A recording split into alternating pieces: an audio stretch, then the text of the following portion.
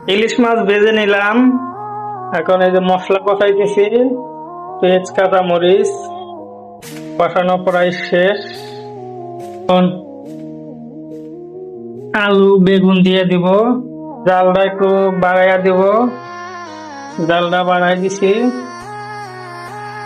এখন এখন হালকা ডেকে দিব, কিছুক্ষণ ডেকে রাখবো। এখন আবার সরাইয়া দিব, দেখি কি অবস্থা।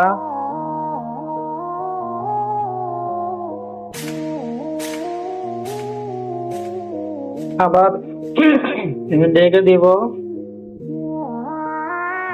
ডেকে দিলাম। আবার একটু পানি দিব,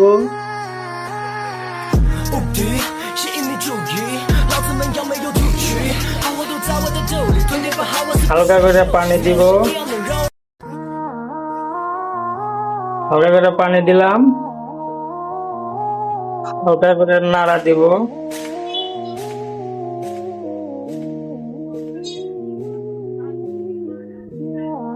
এখন আবার ডেকে দিব।